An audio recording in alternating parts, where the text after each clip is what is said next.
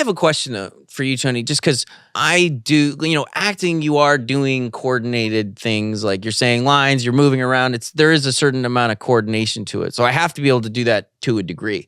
But when it comes to like doing insanely hard technical tricks while you're like in a physical finite time frame to do it in, how does that work? Like, how do you do that? Are you mentally like, and then I do this, and then I do this, and then I do this, Because anytime I'm like watched skating, like any type of technical trick, it's like some guy in my brain just hits the off switch. And it's like, as soon as I'm in the air, I just like fall apart. Yeah. Well, so much is muscle memory.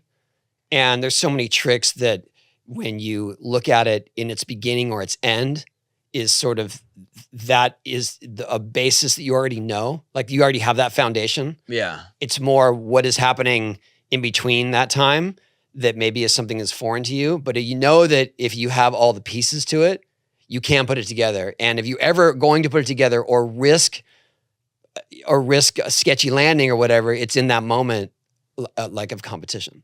Yeah. Right. So that's the time you're fired up.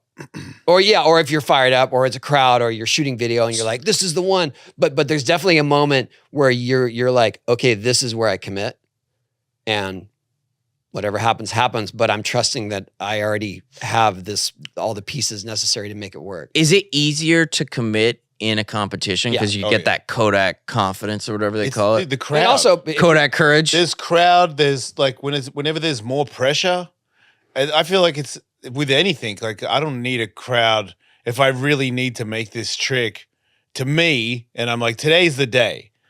Then I've put so much pressure on me. It reminds me of anything that I'm fighting, or anything that I've ever done where it really counts. I feel the same thing where I'm like, I can tell. I like if I do stand up and it's in front of 20 people, I don't want to bomb. So I don't care if it's 1,000 people. I can feel that I'm getting very anxious. I'm getting sweaty because I'm putting all this pressure on me to make it. So is it like if there's a big crowd? It's like a free energy drink. Like if everyone's like, Jay said, it's like, well, man, if I don't make it, it's kind of like everyone goes, wah, and you're like, sorry, everybody, I completely blew it. In those instances, you're not just walking away like, meh.